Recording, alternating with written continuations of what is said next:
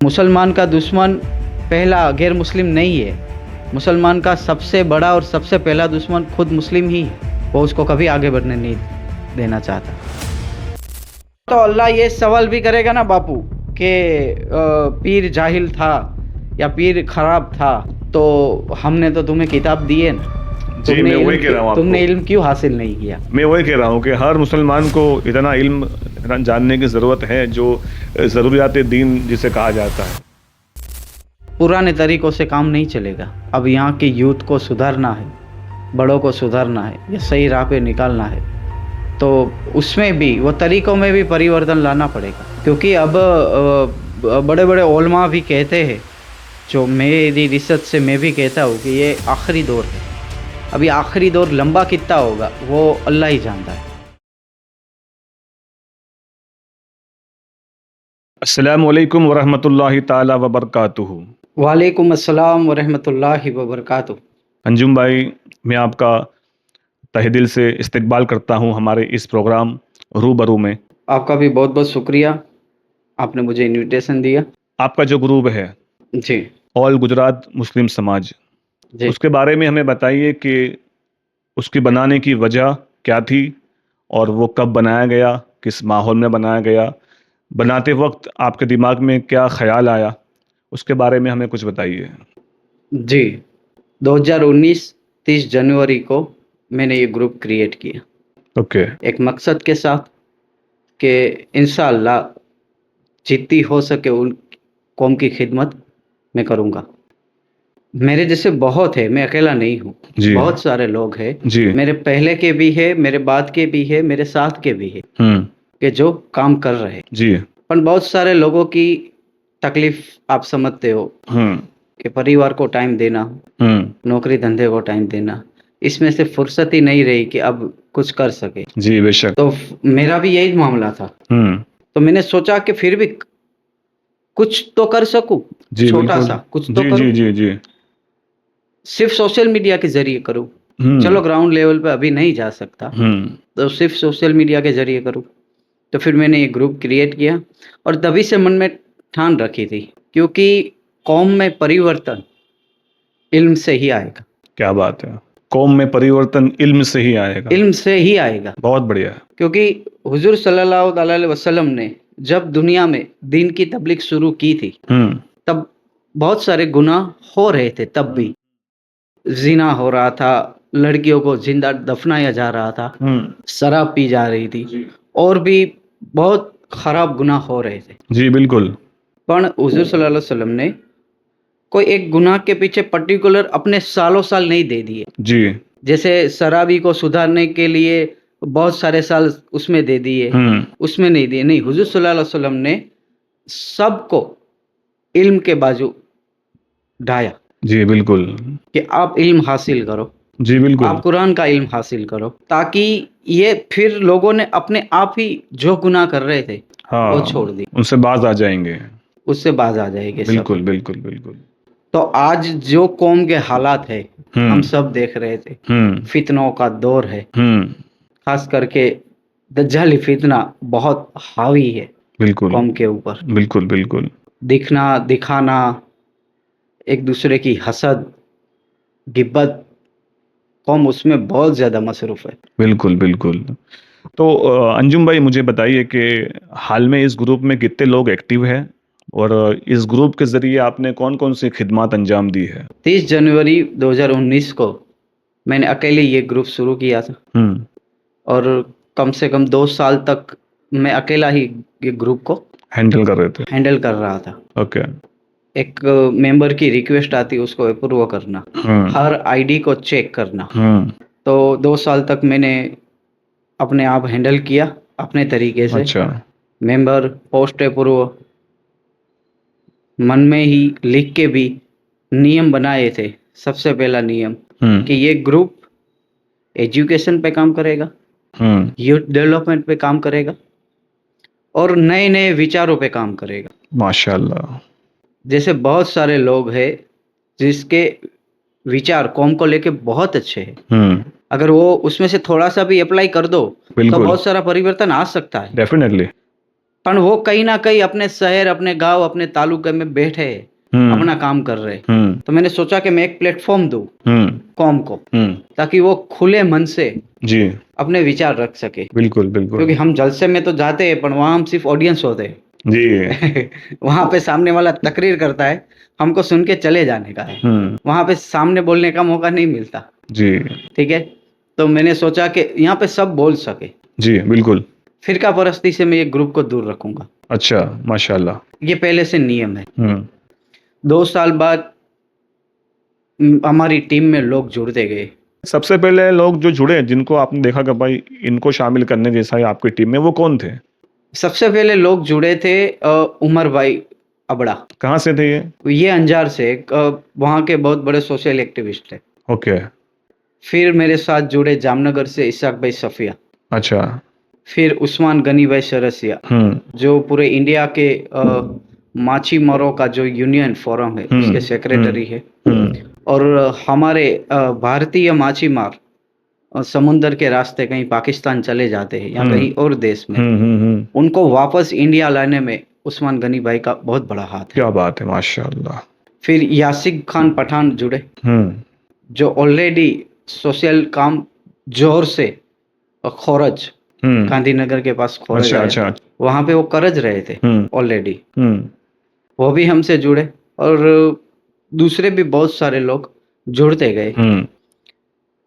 फिर क्या है कि सबके विचार एक हो गए, सब यही चाहते थे परिवर्तन। जी ठीक है, कि ये जुनी पुरानी स्टाइल अब बोर हो गए हम सब भी। यहाँ पर मैं पूछना चाहूंगा अंजुम भाई आपको कि आपका जो लोगो है उसमें क्या लिखा है? परिवर्तन, और दो कुछ टैग लाइन है। और लोगो बनाने में भी मैंने बहुत मेहनत की है। उसमें और टैग लाइन क्या है? परिवर्तन, और मेरा टैग लाइन है उसमें हमारा शिक्षण, परिवर्तन, तारीख इस्लाम। शिक्षण, परिवर्तन और तारीख इस्लाम। जब आप इल्म हासिल करोगे तब कौम में परिवर्तन आएगा। जी बिल्कुल। अब जब परिवर्तन आएगा तो तारीख इस्लाम इंशाअल्लाह कायम। माशाअल्लाह। तो हम इस पर बात करते हैं। मैं देख रहा हूँ लगातार, मैं खुद भी ग्रुप का हिस्सा हूँ जी, और मैं देख रहा हूँ कि ग्रुप के ज़रिए आप, फेसबुक ग्रुप के ज़रिए आप काफ़ी फलाही काम अंजाम दे रहे हैं। जैसे मेडिकल फील्ड में आप काम कर रहे हैं, एजुकेशन फील्ड में आप काम कर रहे हैं। तो मैं जानना चाहूँगा कि आपने अब तक इस प्लेटफॉर्म से जी, किन किन लोगों की मदद की है और किस तरह से की है?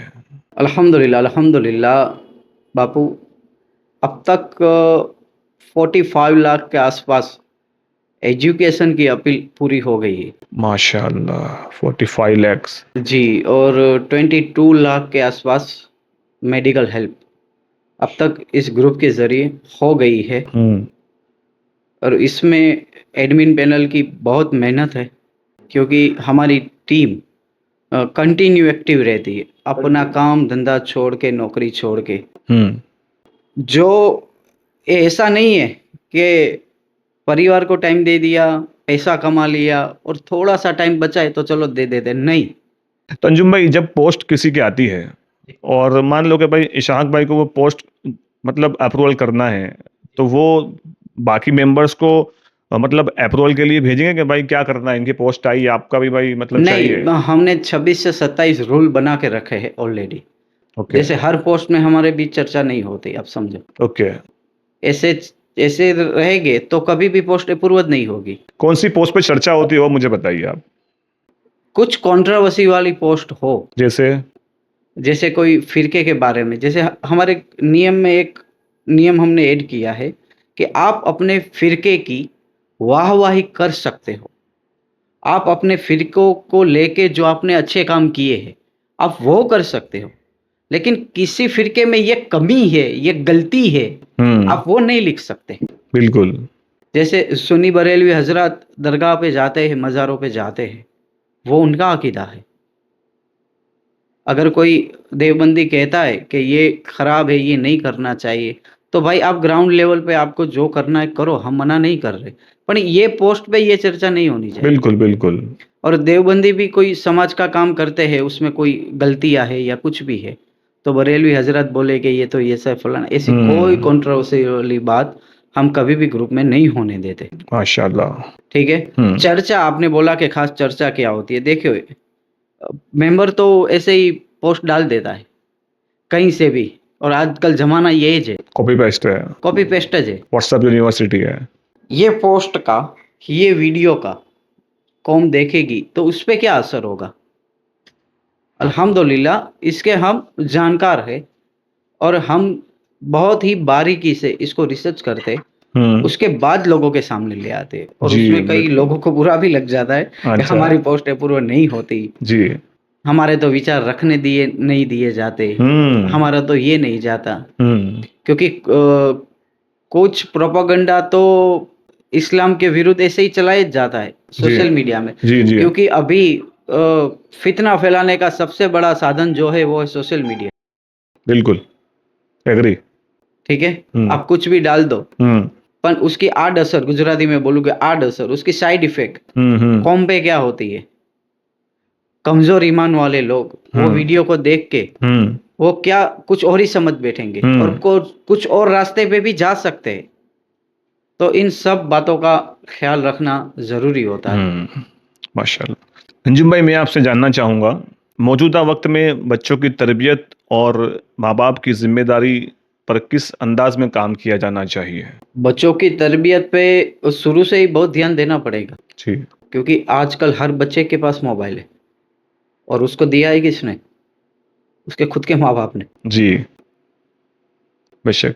जो वो कभी भी कुछ भी कंटेंट, वल्गर कंटेंट या कुछ भी देख सकते हैं उसमें से। बच्चों की तरबियत करनी है तो सबको पता है, आपको भी पता है कि बच्चे सबसे ज़्यादा अगर सीखते हैं तो वो माँ बाप से। आपके घर में गालियाँ बोली जाती है तो वो गालियाँ सीखेंगे। आपके घर में अगर नमाज पढ़ी जाती है तो वो नमाज सीखेंगे। आपके घर में आपके दादा दादी अम्मी अब्बा कुरान खोल के तिलावत करते हैं तो बच्चों का इंटरेस्ट उसमें ज़्यादा जाएगा। बेशक। ठीक है।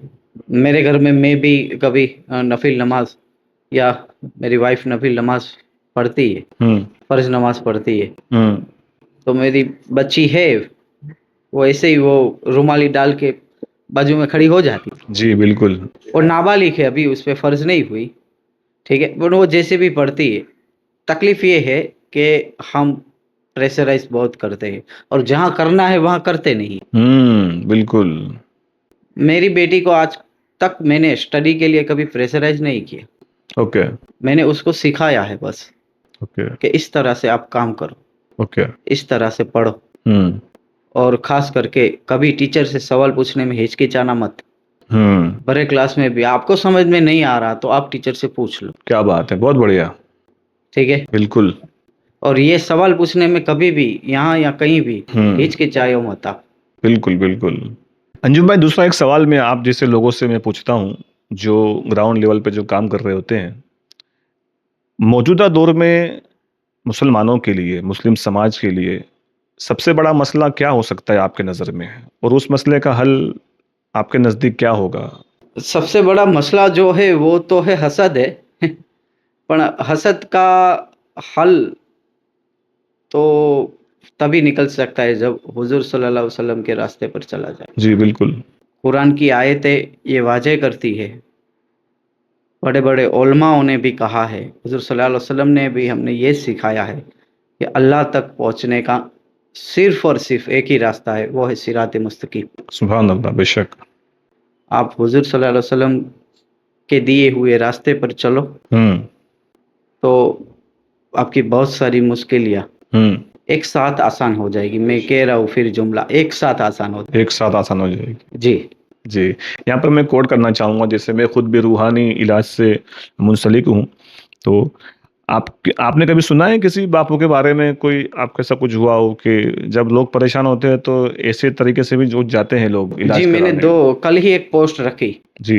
कि 3 साल पहले मैं एक बहुत बड़ी प्रॉब्लम में था, बहुत बड़ी प्रॉब्लम। जी। मुझे रास्ता नहीं मिल रहा था उससे निकलने का।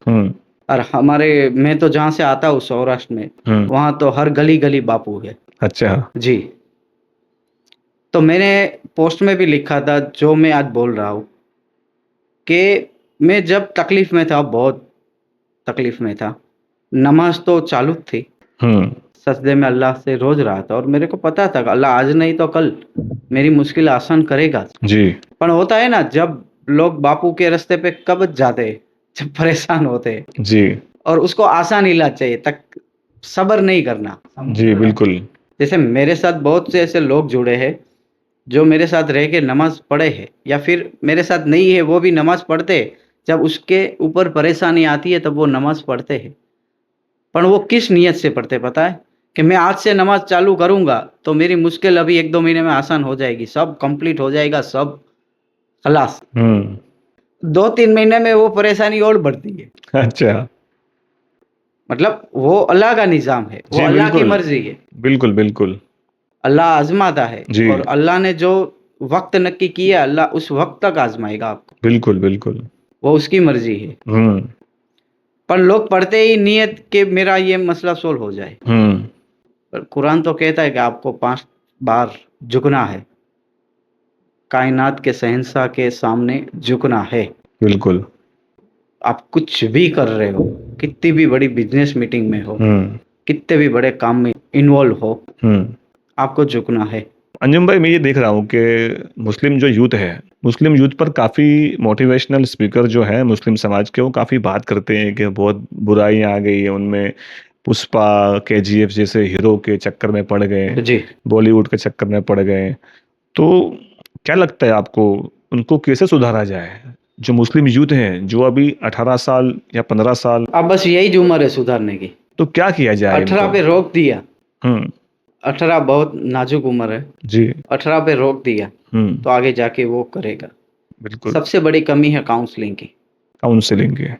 दिक्कत है तो आओ, बैठो, एक दोस्त की तरह बात कर। हम्म। ये मामलात नहीं होते हम्म। हमारे यहाँ।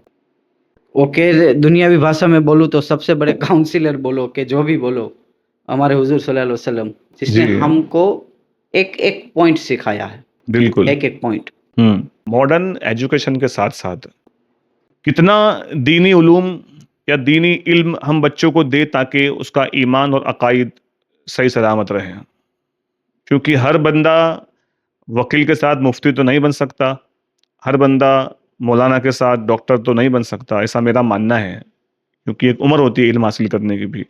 तो मॉडर्न एजुकेशन के साथ साथ हम किस कितना कितनी मिकदार में हम हमारे बच्चों को इल्म दीन सिखाएं? आपके नज़दीक इस मामले में क्या रहनुमाई होगी? मैं तो कहता हूँ कि बच्चा सब कुछ कर सकता है। हम्म। सबसे हार्ड लैंग्वेज कौन सी होती है दुनिया में? आई थिंक मेरे मामले में कहा जाए तो अरबी। ओके। तो अगर अपना बच्चा हाफिज कुरान बन सकता है हम्म। तो वो डॉक्टर भी बन सकता है साथ साथ। जी और बिल्कुल। बहुत बहुत सारे एग्जाम्पल ऑलरेडी मौजूद है, हम्म। जो हाफिज कुरान भी है और एक एमबीबीएस डॉक्टर भी है, माशाल्लाह। वकील भी है और आलिम भी है। ओके माशाल्लाह। ठीक है। मैं क्या कह रहा हूँ, मैं लोगों को, मैं अपने दोस्तों को भी कहता हूँ कि हमको कोई गरीब नहीं रहना। हम्म। मैं ये नहीं कहता कि तुम गरीब ज रहो, हम्म। आप पैसा भी कमाओ, हम्म। पर हलाल तरीके से। आप सब कुछ करो पर हुजूर सल्लल्लाहु अलैहि वसल्लम के बताए हुए रास्ते पे। जी बिल्कुल। पर इस सबसे ज़्यादा जो इम्पोर्टेंट है वो है आखिरत, आखिरत और आखिरत। जी बेशक। सबसे बड़ी प्रायोरिटी आखिरत, उसके बाद सब कुछ। आपको लगता है कि हमारे बच्चे जो मॉडर्न एजुकेशन हासिल कर रहे हैं उनकी, मतलब उनके ऊपर आखिरत की भी तैयारियां कर रहे हैं हम? मेरे को नहीं लगता हम कर रहे, उसके लिए क्योंकि क्या खुद करना को नहीं चाहिए? पड़ी। जी। जब मुझे खुद को पड़ी होगी मेरी आखिरत की, हम्म। तो मैं अपनी बीवी की, अपनी अम्मा की हम्म। और अपने बच्चों की हम्म। आखिरत की फ़िक्र करूँगा। जी बिल्कुल। पहले तो खुद की आखिरत की फ़िक्र करनी है। हम्म। फिर अपने मातहत लोगों की आखिरत की फिक्र और करनी चाहिए। हम, अल्लाह ने जिसको हिदायत दे दी, हम्म। मैं उसकी बात कर रहा हूँ, जी। कि जैसे ही हिदायत मिलती है, हम्म। अल्लाह के रास्ते पर आप निकलते हो, हम्म। तो सबसे बड़े चैलेंजेस जो आते हैं वो आपके खुद के घर से ही पहले आते हैं। बिल्कुल। पहले ये रिवाज था, उसको बदलने की कोशिश, ये था, वो था। मतलब हम इस दौर में जी रहे थे कि हम क्या, हमार को अपने बच्चों को तो सुधारना है, साथ-साथ अपने अम्मी-अब्बा को भी सुधारना जी है। बिल्कुल। बिल्कुल। क्योंकि वो पुराने रिवाजों से पूरे ढके हुए, बिल्कुल। पूरे ढके बिल्कुल। हुए, हम्म। जो इस्लाम में कहीं एग्जिस्ट नहीं करते। बिल्कुल। इस्लाम में कहीं हैज नहीं। अंजुम भाई, मौजूदा वक्त की शादियों के बारे में आप क्या कहते हैं? दोस्तों से क्या गुफ्तगू होती है? मैं सबको कहता हूँ, इंशाअल्लाह इंशाअल्लाह, मेरी बेटी है 10 साल की, मेरी बेटी की मैं जब भी शादी करूँगा, इंशाअल्लाह मैं 1 खजूर पे करूँगा। 1 खजूर पे? 1 खजूर पे, माशाल्लाह। ठीक है, 1 खजूर पे इंशाअल्लाह मैं उसकी शादी करूँगा। ये इसकी मेरी वजह, इसकी नीयत है। वजह आपको नहीं लग, लोगों को सिखाना है। आपका इतना बड़ा दायरा है, इतने सारे दोस्त हैं, तो उनके लिए कुछ खाने पीने के कुछ इंतजाम नहीं करेंगे? लोग बात नहीं बनाएंगे आपकी? ये लोग बात बनाएंगे, उसी के चक्कर में ये सब हो रहा है। अच्छा। लोग क्या कहेंगे, हम्म। सबसे बड़ा लोग क्या कहेंगे लोग, हम्म। इसके लिए ही सब कुछ हो रहा है। ओके। सबसे बड़ी तकलीफ ये है। पर मैं ये कहता हूँ कि अल्लाह ने आपको दिया है, तकलीफ क्या है, अब दो है। लोग ये कहते हैं कि भाई अल्लाह ने हमको दिया है, मेरी तो हलाल कमाई है, हराम भी हाँ नहीं है। हाँ हाँ हाँ अल्लाह ने हाँ, मेरे को सब कुछ दिया है, तो मैं 5,000 लोगों का खाना क्यों ना बनाऊं, डेफिनेटली यही हो रहा है। मैं क्यों ना खर्चा करूं। हम्म। तो बात उसकी ये भी सही है कि चलो कर लिया, पर तकलीफ बड़ी वो है ना, कि अगर वो करता है शान शौकत से, हम्म। तो दूसरे हजारों गरीब जो है वो उसको देख के अपने दिल में वो महसूस करते हैं। जैसे हुजूर ने कहा है ना कि किसी यतीम बच्चे के सामने अपने बच्चे को प्यार भी मत करो, हाँ हाँ हाँ हाँ, अल्लाह किसी अल्लाह विधवा के सामने अपनी बीवी को प्यार मत करो। अल्लाह अल्लाह अल्लाह अल्लाह। तो ये भी उसके रिलेटेड ही मामला है हम्म। कि आपके पास पैसा है, आप करोगे तो दूसरे लोग आपको देख के जरूर करेंगे, बिल्कुल। फिर वो लोन और ब्याज के चक्करों में पड़ जाते हैं। हम्म। शादी के लिए भी अब तो बहुत सारे लोन और ब्याज की फैसिलिटी जी जी हो जी गई जी, है। हो गई है, बिल्कुल। बहुत अच्छे पॉइंट पे आपने गुफ्तगू की, माशाल्लाह। तो जैसा कि अभी आपने ब्याज के बारे में कहा, जी, आपके ग्रुप में पर्टिकुलर कोई ऐसा व्यवस्था है कि बिना ब्याज की लोन दी जाती हो, ऐसा कुछ है? बिना ब्याज की लोन के रिलेटेड तो हमारे ग्रुप में कोई अभी फैसिलिटी नहीं है, हम्म। क्योंकि हम दो चीज़ों पे हमने काम किया है, एजुकेशन पे और मेडिकल पे। माशाल्लाह। ठीक है, मेडिकल 2 साल पहले बंद कर दी, क्योंकि एक हम्म। मेंबरों के भी एक देने की लिमिट होती है। हम्म। मतलब आप समझो कि इतने लाखों रुपए तो अल्हम्दुलिल्लाह दे दिए। हम्म। और मेडिकल में भी हमने अब तक अपील वो की है जो कार्ड में नहीं होती, कार्ड में नहीं होगी? जो गवर्नमेंट हॉस्पिटल में उसकी कोई फैसिलिटी नहीं है, हम्म। ऐसी बीमारियां। हम्म। फिर सब जगह नहीं पहुंच सकते थे, तो फिर हमने ओनली एजुकेशन पे अभी फोकस किया है, क्योंकि परिवर्तन एजुकेशन से ही आएगा। जी बेशक। तो इंशाअल्लाह कोशिश कर रहे कि जितना हो सके कौम की खिदमत कर सके, जी बेशक। और खुद की दुआ से करते हैं कि अल्लाह हमारी इस्लाह कर, तो हम यूथ की इस्लाह कर सके, उसको सही राह दिखा सके कि दिन दिन और दुनिया दोनों को साथ में लेकर चलना है, लेकिन हम्म। दिन मोस्ट इम्पोर्टेंट। ओके, माशाल्लाह। अंजुम भाई, मैं देख रहा हूँ कि आप माशाल्लाह बहुत अच्छा ही काम कर रहे हैं। अल्लाह ताला आपकी तमाम काविशों को पाए तकमील तक कबूल करे। आमीन। मैं ये देख रहा हूँ कि मुस्लिम समाज के अंदर एक एक और मसला अहम ये भी है कि मुस्लिम समाज की अपनी ज़ाती स्कूल, क्योंकि हमारी बच्चियां कहीं ना कहीं जा रही है तो वो मुर्तद का शिकार हो रही है, गलत गलत रसूमात की वो शिकार हो रही है, और ना जाने कैसे कैसे फितना और फसाद की वो शिकार हो रहे हैं हमारे बच्चे। ठीक है, तो लोगों में ये बात पाई जाती है कि भाई अब मुसलमानों की नई स्कूल होनी चाहिए, नई स्कूल होनी चाहिए। आपको लगता है कि आप मुसलमानों की खुद की स्कूल होनी चाहिए? बिल्कुल होनी चाहिए। और मुस्लिम कौम इस बारे में बहुत पीछे है, बहुत ही ज़्यादा पीछे। हम्म। मैं ये कहता हूँ बापू, आपका बच्चा गैर मुस्लिम की स्कूल में जाता है, वो सुबह की है या दोपहर की है, जाते ही वक्त उसको प्रार्थना हॉल में खड़ा कर दिया जाता है। माता जी की मूर्ति के सामने 2 हाथ जोड़ के आपका मुस्लिम बच्चा खड़ा रहता है, और उस सिर किया कलमा पढ़ता है, तो उसका जवाब तो उसके अब्बा को देना पड़ेगा, हम्म। जी बिल्कुल। क्योंकि अल्लाह सवाल करेगा इसका, जी बिल्कुल। कि वो तो बच्चा था, हम्म। वो नहीं समझ सकता था, तुम तो समझ सकते थे ना ये बात। बिल्कुल बिल्कुल। तो किस तरह से हम इस मरहले को कामयाब करें? एक नई स्कूल बनाने का जो एक एजेंडा है मुस्लिम समाज के पास, सिर्फ बातें हो रही है, जी। ग्राउंड लेवल पे किसी को उतरना नहीं है। तकलीफ बड़ी ये है ना बापू, तकलीफ सबसे बड़ी ये है जी। कि हमने दूसरी चीज़ों पर ही फोकस किया है, एजुकेशन पे फोकस नहीं किया। अभी स्कूल बनाना, मैं तो कंटिन्यू ट्रैवलिंग करता रहता हूँ, जी। हर जिले में, तालुके में। हम्म। मैं देखता हूँ गैर मुस्लिम का इलाका भरा चौक है और अपनी बच्ची या बुरखे में बस का इंतज़ार कर रही है, रिक्शे का इंतज़ार कर रही है, कुछ लोग ठाठा मस्ती कर रहे हैं। खुद की स्कूल नहीं है तो बच्ची 20-20 किलोमीटर जा रही है ना। खुद की स्कूल नहीं है तो 22-22, 25 किलोमीटर हमारी बच्ची जा रही है कहीं पे। तंजु भाई, स्कूल नहीं बनने की वजह क्या है? मतलब इस पर कुछ बात होती होगी ना आपके ग्रुप में कि भाई स्कूल क्यों नहीं बना पा रहे हम, कहाँ पे अटक रहे हैं क्योंकि हम? उसमें लोगों को बड़ापन नहीं मिलता। ओके। क्योंकि दूसरे मामलात में शोहरत जल्दी मिल जाती है। हम्म। आपने आपने 300 देग पका ली, खाना खिला दिया, हम्म। तो वो फिर न्यूज़ में आता है, सब जगह आता है, फलाने भाई ने 300 देग पकाई, हम्म। फलाने भाई ने ये बहुत बड़ा ये किया। अरे रे, उसके प्रोग्राम में तो इतना बड़ा स्टेज था हम्म। और लोग भी इसी फितने में मुब्तला है। मुब्तला है। क्योंकि लोगों कौम भी ये देखना चाहती है, आप समझो। जी। कौम को भी ये सब चीज़ें बहुत अट्रैक्ट करती है, बिल्कुल बिल्कुल, भपकादार। भपकादार चीज़ें बहुत अट्रैक्ट करती है। जी। अंजुम, मैं पर्सनली, मुझे तो नहीं मालूम है कि आप कौन से मकातिब फ़िक्र से हैं, आप सुन्नी हैं कि देवबंदी हैं, मुझे नहीं मालूम, अभी फ़िलहाल तो नहीं मालूम है। पर मैं बात करना चाहूँगा इस टॉपिक पर कि मौजूदा वक्त के पीरों को आप कैसा देख रहे हैं? क्योंकि अब बात निकल ही गई तो पीर की व्याख्या क्या होती है बापू?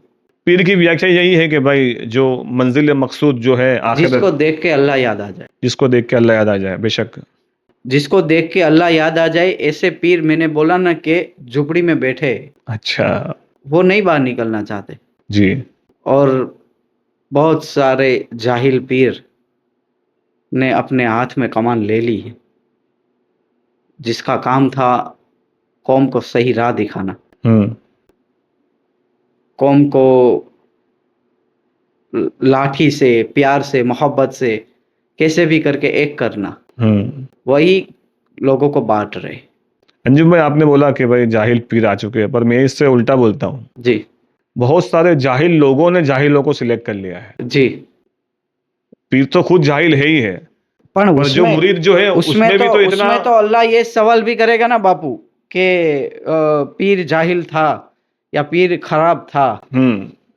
तो हमने तो तुम्हें किताब दी है ना, जी, मैं वही कह रहा हूँ तुमने आपको। इल्म क्यों हासिल नहीं किया? मैं वही कह रहा हूँ कि हर मुसलमान को इतना इल्म जानने की ज़रूरत है, जो ज़रूरियात दीन जिसे कहा जाता है। जी। तो मैं ऐसा मानता हूँ कि अवामुन नास जो है उसमें, इल्ला माशाल्लाह, सबकी बात नहीं कर रहा हूँ मैं, पर 70% जो अवाम है जी।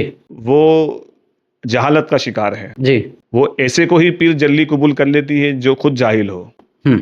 और जो हकीकतन शरीयत का इल्म रखता हो जी। वैसों के पास कोई जाना चाहता नहीं है। जी। वैसे के पास जा रहे हैं तो वो ओलमा हैं, कुछ लोग हैं जो हकीकी मानों में रहनुमाई हासिल करना चाहते हैं। पर मैं तो देख रहा हूँ कि जितने भी जो पीर खाने हैं, इल्ला माशाल्लाह, सबकी बात तो मैं नहीं कर रहा हूँ, पर ज़्यादातर बस वो भपकादार।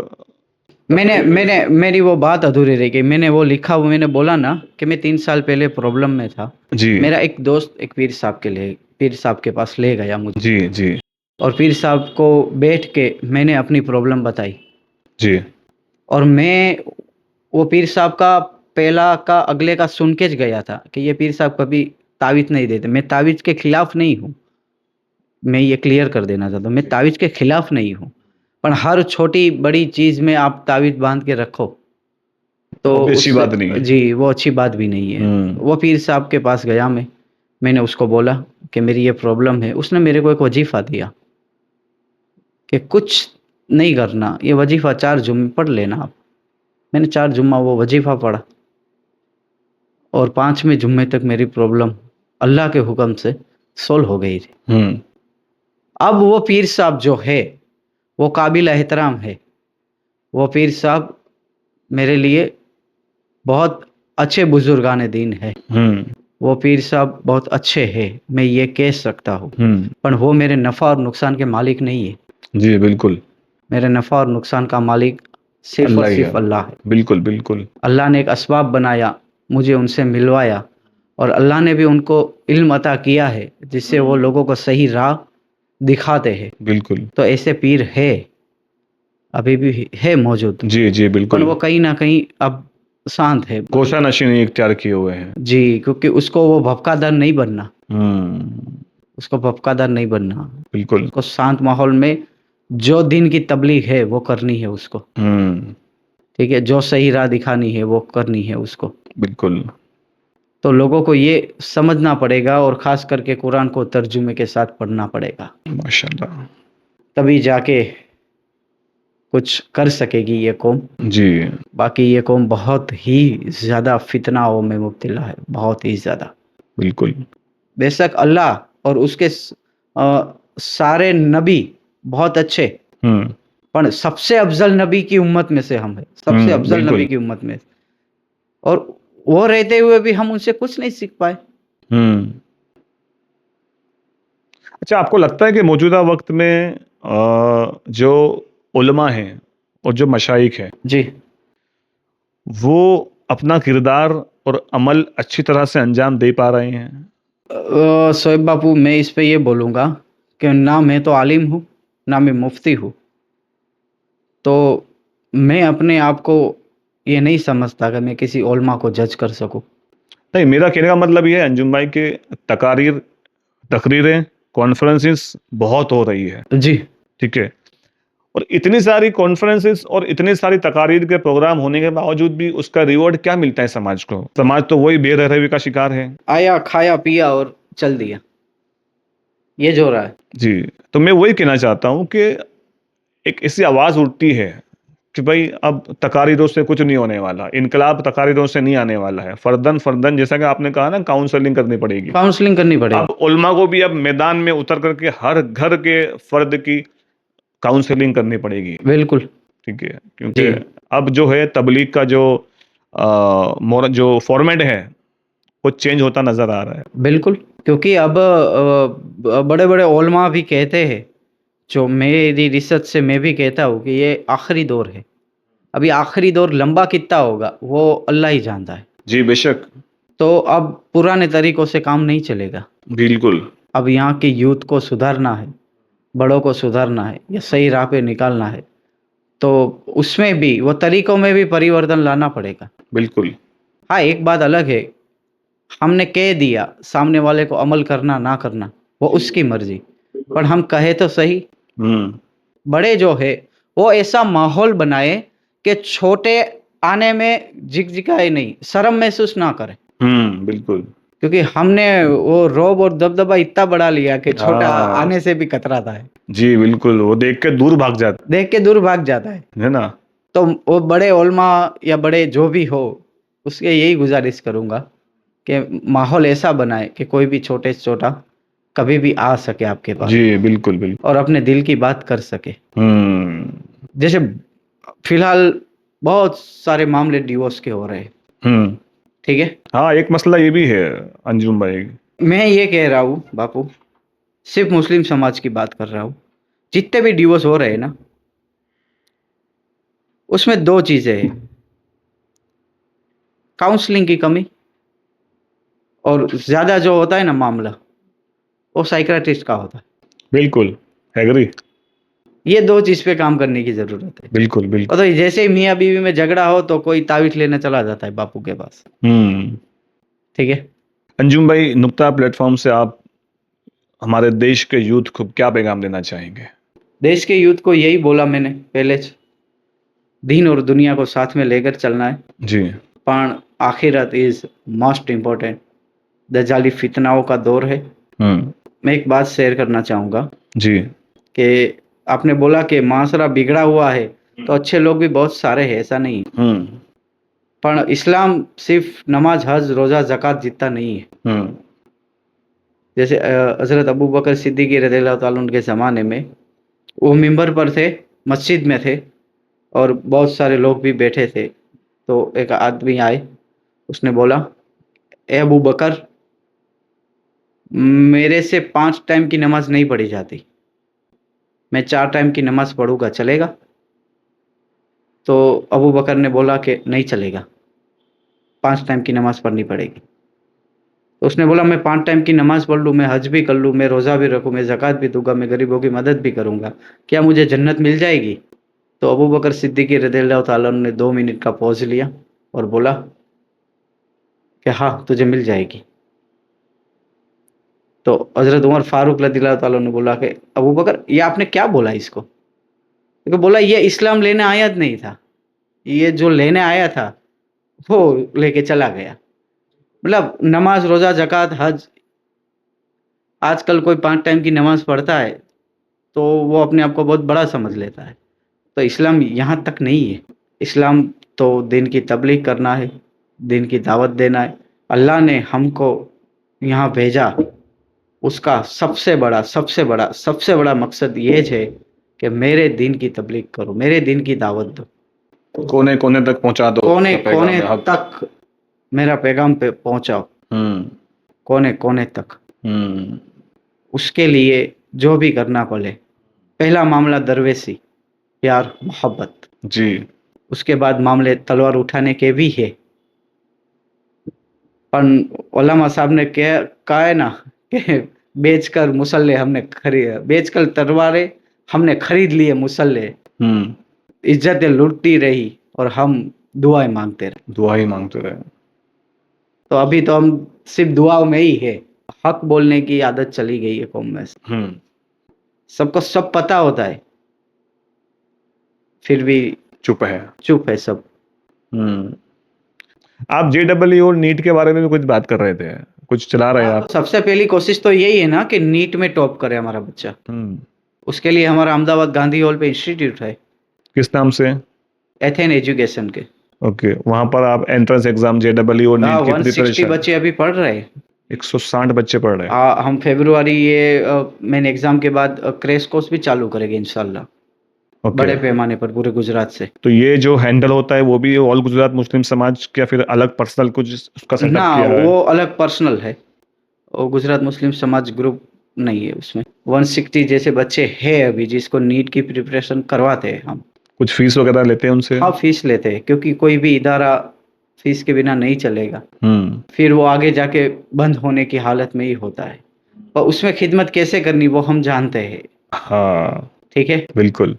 हाँ, क्योंकि एक जगह होती है, उसका भाड़ा होता है, उसका मेंटेनेंस होता है, और खास करके MBBS की फैकल्टी टू मच महंगी होती है। बिल्कुल बिल्कुल। अंजुम भाई, नुक्ता पॉडकास्ट पर आकर के आपको कैसा लगा? क्या शेयर करना चाहेंगे एक्सपीरियंस आपका? अल्हम्दुलिल्लाह बापू, मेरे को शोएब बापू कब से बातचीत हो रही थी आपसे जी यहाँ पे आने के लिए। जी आज मौका मिल गया जी। और बहुत अच्छा लगा मुझे। अल्हम्दुलिल्लाह। अल्हम्दुलिल्लाह बहुत अच्छा लगा मेरे को, जी क्योंकि अब तक तो सिर्फ लिख रहा था, जी राइटिंग के ज़रिए सबको बताया है। जी आज पहली बार मौका मिला कि वीडियो के ज़रिए फेस टू फेस जी लोगों तक पहुंचा जाए। लोगों तक पहुंचा जाए। और मुझे उम्मीद है कि आपकी जो बातें हैं माशाल्लाह बहुत दर्द है आपकी बातों में, और बिल्कुल वैलिड दर्द है। कौम के हालात जिस तरह से आज बिगड़े हुए हैं उस पर बात होनी चाहिए। एक बात मैं और ऐड करना चाहूँगा कि जो कौम की खिदमत कर रहा है, जो इस्लाम के लिए काम कर रहा है, कौम के लिए काम कर रहा है, उसके ऊपर दाग लगेगी, उसको परेशान किया जाएगा। मैं पहले बोलता हूँ कि मुसलमान का दुश्मन पहला गैर मुस्लिम नहीं है। मुसलमान का सबसे बड़ा और सबसे पहला दुश्मन खुद मुस्लिम ही है। बिल्कुल वो उसको कभी आगे बढ़ने नहीं देना चाहता। बिल्कुल बिल्कुल। तो आपके झूठे लांछन लगेगा आपके ऊपर, झूठी झूठी बातें फैलाई जाएगी, करप्ट ये कहेंगे सबको लोग। बर्दाश्त करना पड़ेगा। जी क्योंकि बड़े उलमा कहते हैं कि इस्लाम का काम करते हो और तुम्हारे दिल पे जख्म नहीं पड़े तो तुम कामत नहीं कर रहे। जी जिसके जिसके दुश्मनत ना हो वो कौम का काम करत नहीं रहा, समझो। वो तो क्या बोलूं मैं, एक मामले में मुनाफिक ही उसको बोलते हैं। हाँ, जिसके सब दोस्त हो उसका क्या। मुनाफिक है वो। जब आप हक बोलना जानते हो तभी जब आपके दुश्मन पैदा होगे। बिल्कुल बिल्कुल एग्री। सबसे प्यार मोहब्बत से रहोगे तो फिर तो वो तो मुनाफिक बिल्कुल बिल्कुल। तो कड़वा भी बोलना होगा, अपने बड़ों को भी कड़वा बोलना होगा, अपने हम्म। छोटों को भी कड़वा बोलना होगा, जी। पर जमाने के हिसाब से चलना होगा। बिल्कुल। जो सब जानते हैं, जो नमाज भी पढ़ते हैं, बहुत अच्छा काम कर रहे हैं, पर कहीं ना कहीं की जो कमी वो है कि जमाने के हिसाब से चल नहीं रहे। हम्म। मॉडर्न एजुकेशन को भी अपनाना है, जी। दिन को छोड़े बिना, हम्म। दिन पहले, और मॉडर्न एजुकेशन को भी अपनाना है। माशाल्लाह। मोबाइल से थोड़ा दूर करके अपने बच्चों को किताबों की ओर बढ़ाना है। उसको किताबें खुद पहले हाथ में लो तो बच्चे भी हाथ में लेंगे। जी। बहुत सारे मुस्लिम बंगलो बना रहे, खुद के घर बना रहे, तो कितने के घरों में ये किताब घर होगा? लाइब्रेरी होगी। मतलब सब ए टू जेड फिक्स होगा। सोफा ऐसा लाना है, मार्बल ऐसा लाना है, ये ऐसा लाना है, किचन ऐसा होना चाहिए, किचन ऐसा होना चाहिए, लिविंग रूम ऐसा होना चाहिए। पर किताब घर नहीं होता। माशाल्लाह, ये अंजुम भाई ने बहुत अहम नुक्ते पे बयान किया है, बात की है कि अगर आप किताबों से दूर हो गए, यानी आप तमाम नेमतों से दूर हो गए। यहाँ पर सिर्फ दीनी किताबों की बात नहीं हो रही है, दुनियावी किताबों से भी आप ज़िंदगी को उरूज पर ले जा सकते हैं। पर अगर एटलीस्ट हम दीनी किताबों का ही मुताला शुरू कर दें, तो अंजुम भाई, मैं आपके ज़रिए ये लोगों तक पैगाम पहुंचाना चाहूँगा कि अगर घर बनाएं तो एक छोटी सी लाइब्रेरी भी बनाएं, बिल्कुल रखे, जहाँ पर दीनी और दुनियावी दोनों किताबें मौजूद हो, दोनों मौजूद हो। और हमारे बच्चे उसमें भी कुछ वक्त सामने बिताए। पड़ी होगी तो बच्चा आज नहीं तो कल पढ़ेगा, उसके सामने किताबत नहीं है। बिल्कुल। अंजुम भाई, आपने कुछ किताबें पढ़ी हैं, कैसे कुछ शेयर करना चाहेंगे कुछ? मैंने किताबें पढ़ी है, पर ज़्यादातर तो मैं कुरान शरीफ तर्जुमे के साथ पढ़ता हूँ। इसके अलावा? उसके अलावा बुखारी शरीफ पढ़ने की कोशिश करता हूँ। हम्म। अभी जो मैं किताब पढ़ रहा हूँ बापू, वो है मुस्लिम वैज्ञानिकों शोध અને सेवा। अच्छा, माशाल्लाह, बहुत बहुत शुक्रिया अंजुम भाई, आप अपना कीमती वक्त निकाल कर यहाँ पर हाजिर हुए और बहुत जी सी मुफीद बातें अब तक आपने फरमाई हैं। मुझे उम्मीद है कि जब ये बातें लोगों तक पहुँचेगी जी, तो लोग उससे बहुत मुतासिर होंगे। ठीक, बहुत बहुत जज़ाकल्लाह। शुक्रिया। अस्सलाम वालेकुम। वालेकुम अस्सलाम।